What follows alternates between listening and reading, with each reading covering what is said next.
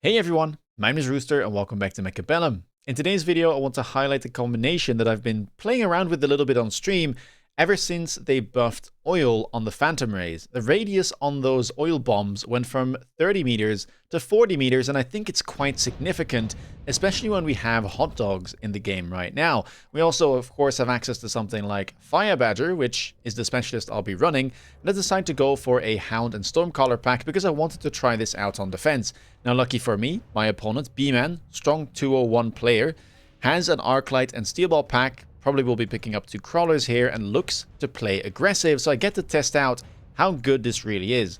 I think all of us know how annoying it can be to play into fire, and with how cheap some of these techs are, I don't think it's so hard to pull off. I was actually quite surprised to find out today, while on stream, that the Phantom Oil tech only costs 100, and that'll tell you like how little I play this, because I'm not the biggest fan of fire. I'm not sure it's like very fun to play into, but yeah, I was kind of shocked to find that out. It's such a cheap tech, and when Hounds have a fire tech for 200, that is a very cheap combination that is very easy to get into.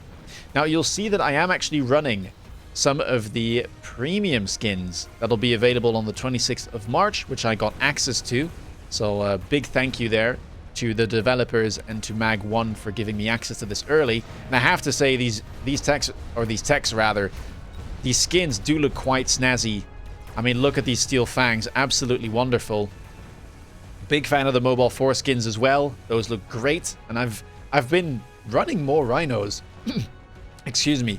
Running more rhinos because of it.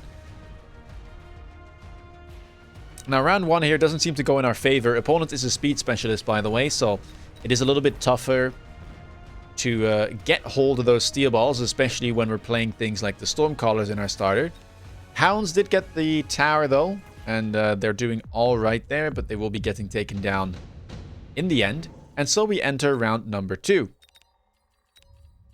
Now, there is a mass-produced Wraith available, which is actually what my opponent decides to go for. I could go for a Rhino Assault in the back line, but again here, I feel like I often have to make a bit of a decision as to what exactly is it I want to go for. Do I want to buy a Phoenix? And I feel like Phoenix round 2 is a very, very common line, especially in the high MMRs. It just deals with so many threats, and it also kind of, well, checks your opponent as to whether or not they have anti-air on that round. But here I'm going to decide to go for Phantom Rays instead, which I'm going to be quite happy with into that mass-produced Wraith, I have to say. Opponent adds an Arclight on the left, so we won't be getting tower there. But I think the Phantom should definitely win out against this Wraith. And they're pretty good here early on. I'm very happy to see my opponent didn't go for something like a Phoenix. I think that would have been way, way worse for me, but we're getting rid of all the steel balls, and now that I have a look, actually, most of our Phantoms did go down. Can we make sure to kill this Wraith? Oh, just about. We actually trade as our final Phantom goes down, but I'll take that, and we even managed to level up one of our Phantoms. Quite happy with that. Round 3, though, unit reinforcements arrive, and, well, there's 2 great counters to Phantom available there with the Marksman and the Phoenix. I guess I could say the same, though, into my opponent's Wraith. Both the Marksman and the Phoenix a good response, and, well, here I decide to go for the Marksman instead. I'm mainly doing this because Marksmen have access to anti-air as a tech, and I think that that is very powerful. And if my opponent goes Phoenix, then maybe I can kind of, well, get an advantage with that tech. Because I am expecting my opponent to go Phoenix, as it is a more suitable unit for aggro, I have to say, right? It's a bit faster, and, well, you get some great value out of the deployment there as well. Marksmen are going to go on the inside and the outside of the tower on the right, trying to aim for that Wraith. I do level up the left tower, and we'll have to see where that Phoenix goes. My opponent does pick that up. I decide to go and put a crawler on the top left corner, hoping to maybe get a debuff. Looks like instead we'll be pulling some units, but I'm quite happy with that. Getting to pull away these Phoenixes will make sure that this tower doesn't fall too quickly, and, well, with the tech costing only 100, we are already getting into Sticky Oil Bomb, as we also get our Fire Badger specialist on this round. Opponent puts some crawlers on the flank, One hound does actually go over. And look at how big these oil slicks are, by the way. Look at that. And that is just from one phantom pack, by the way. Absolutely crushing there with the fire, and it gets rid of the chaff, but not just that, it does pretty good damage onto mid-sized units like those level 1 steel balls. And also look at how fast it dissipates, right? It goes away right when my units try to move through, which means that we don't sacrifice any of our own deployments. And I have to say that is a very successful round. We do manage to get the tower debuff there. Oil will slow down the crawlers, and hopefully we should be able to grab these phoenixes. We will. And so another successful round for us. As we're setting up basically our defense here. And with the fire badgers, I decided to invest more into that unit instead of trying to go for hound fire. But you can definitely pull this off with the incendiary bombs on the hounds as well. Round number 4. Mobile beacon picked up here for B-Man. And the other things, I mean, there's a lot of red spells, but I feel like they're a bit expensive. Orbital Javelin is definitely something that you could pick on round 4. It's sometimes an insta-pick.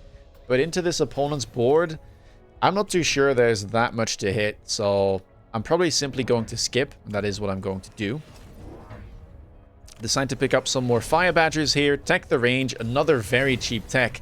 It's kind of crazy how cheap all of these options are, right? Now, of course, Fire Badger is not something that's easily accessible, but 200 cost range, 100 cost oil, you could easily get a second tech on these units and grab, like, the range, for instance, on the Phantoms. Now, keep in mind, I'm not too sure about this tech loadout. I was trying some stuff out, having the range on the bar for when I wanted to click sticky oil, just to make sure the Phantoms are a little bit further back and maybe can get multiple uses out of the oil.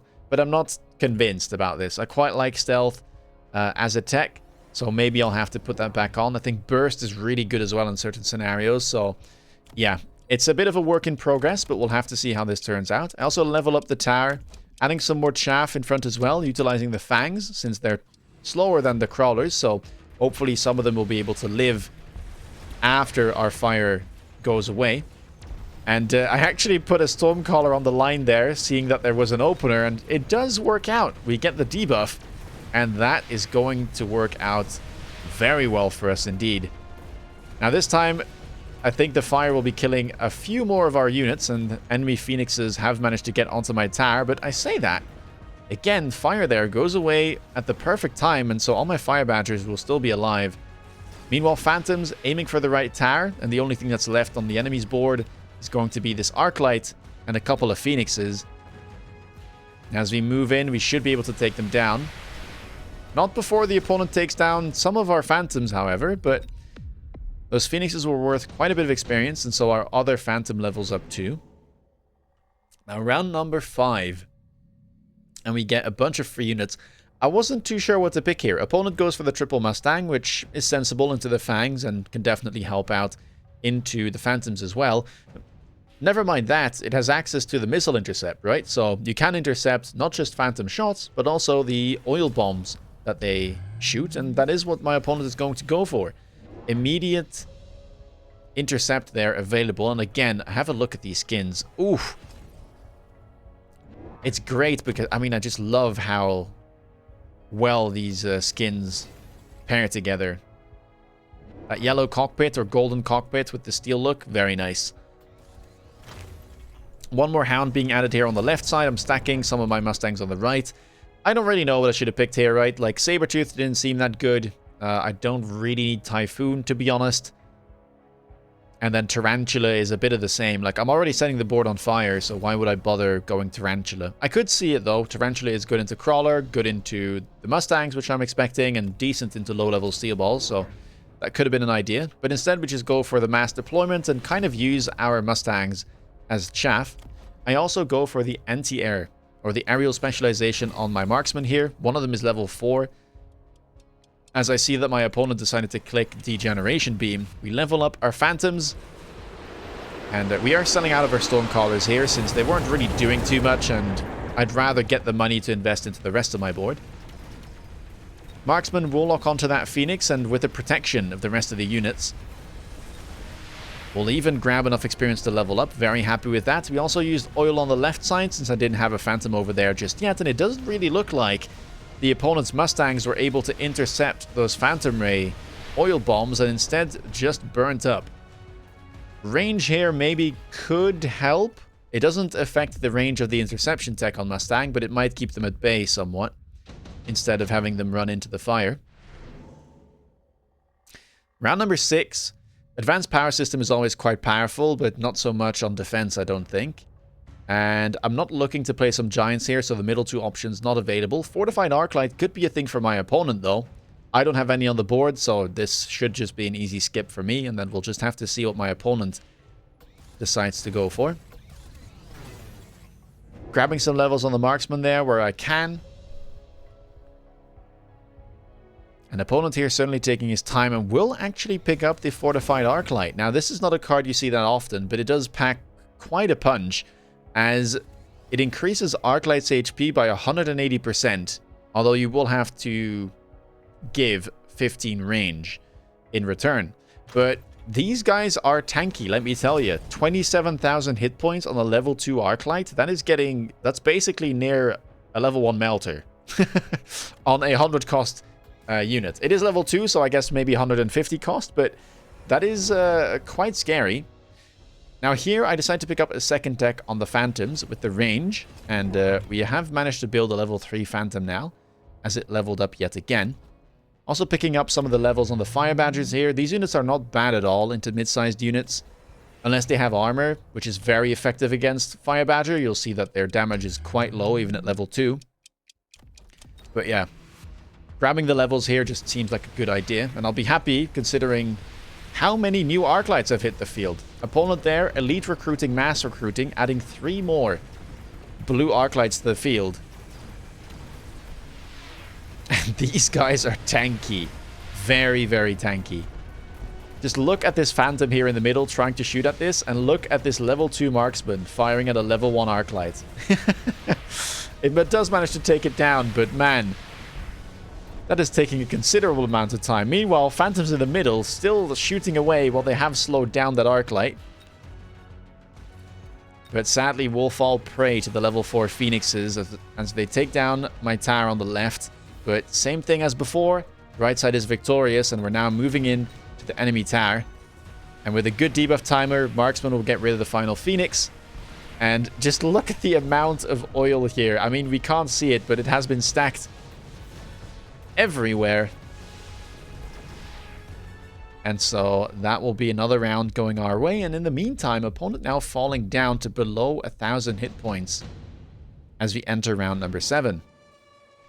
Underground Threat available, Wasp Swarm available. Both very good and cheap spells. Both of them could yield a tower debuff. Opponent's backline is quite open. We'll go for the Wasp Swarm himself defensively, realizing that perhaps this is too big of a risk. And we'll see whether or not I'm willing to try this out. Typically, I will be. It's such a cheap spell, it's just worth trying, because if they don't defend it, if they forget about it, which I have definitely done in the past, you instantly win the round. And at this stage of the game, it means I would simply win the game. Another level 3 Phantom shows up. Definitely want to pick up that level. And then what else do we want to do with our money? Triple level 2 Phoenix now shows up for my opponent, and I decided to pick up some elite Phantoms as I could see them doing quite well. And I was also trying to overwhelm the enemy Mustangs somewhat, just in case he decided to add more, but it's not going to be the case. Phantoms, though, will definitely struggle against these Phoenixes, but maybe with some of the Fangs and the additional deployments, we should be able to take these down. They can at least tank a shot before going down to the enemy Phoenixes. We'll have to see how this turns out. Does it look like we'll be successful? Phoenixes also turn around, so RNG won't be a problem. And my Wasps do somehow win there. That is quite surprising. Not sure if that is because of the tower buffs. I don't think that there are meaningful breakpoints, but yeah. Crazy turn of events. In the meantime, though, I'm quite happy to have the AA on my marksman as they will take down these enemy phoenixes. But man, left tower now falls, and those blue phoenixes are getting through almost all of our phantoms. Only 2 left alive, and with only 2 marksmen left, we'll get rid of 1 phoenix, but we need to get rid of the other one too. Tower debuff will be successful. Maybe, just maybe, we can make it over. Or we will actually be able to get rid of that. Level 3 phantom there clutches up. And as the fire badgers lit the ground on fire once more, we'll take another round, but it won't be enough to take down my opponent. 469 hit points remaining now. Actually, extended range phantom ray shows up here. I didn't even know this was offered. But yeah, my eyes were set on the EMP as, well, both of us have a lot of air units, so I feel like on a round like this, that probably should be the pickup. I'm quite surprised my opponent didn't go for the electromagnetic blast and went for the impact instead. Still gets to hit a couple of my important units, but he could have hit way more with the big one. Maybe he was thinking about me picking up a phantom or a photon coating overlord, but quite surprised he went for the cheap spell. And yeah, I'm just trying to hit at least 2 phoenix packs and trying to hit as many arcs as I can. But phantom ray there with extended range could have been a good one to pick up. The sticky oil bombs have a range of 180 meters, so there was no break point or anything, or like anti-synergy where you can somehow outrange the oil bombs. And here I just decided to shield up because, of course, I don't want my fire badgers to get EMP'd, and I don't want my marksmen to get EMP'd either. One of them already level 6, another level 5. I triple recruit blue marksmen, and I decide to give them range here. So hopefully, well, hopefully, they will simply have the advantage now over the enemy phoenixes, and with 2 of them presumably getting EMP'd, I should have a massive advantage in that area of the battle. Oil being used by my opponent as well, trying to light some of my own units on fire, but I have to say I wasn't playing with too much chaff in this case, right? I have a couple of Fang packs and I have some Mustangs, which I've been selling, I have to admit. But yeah, just a couple of late Fangs just seem to do well enough. No need for chaff spam in this case. Now the Mustangs are moving in. I have 1 more Fire Badger pack left. Actually make that 2. 1 on the left as well. Phantoms in the middle doing a great job, and only a couple of Mustangs left which are unable to do anything. And look at that. I didn't mention, but they did change the fire effect, which I think looks beautiful now. Way, way better than what it used to be.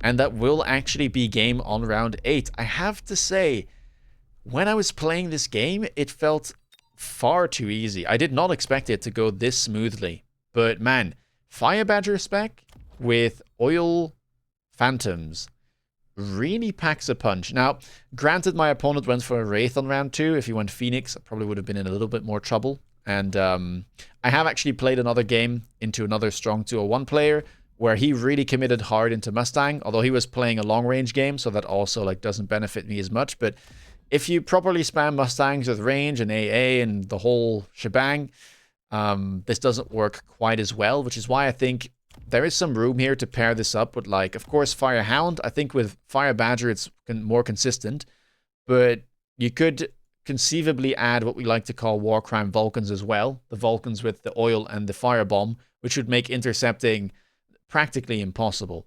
But yeah, if you've played around with this, please let me know down below what you think of it. If you like the video, leave a thumbs up. And if you want to stay up to date with the latest content, please consider subscribing. And then the final thing, if you want to see me play live, check me out on Twitch. And then take care, guys, and see you in the next video. Bye-bye.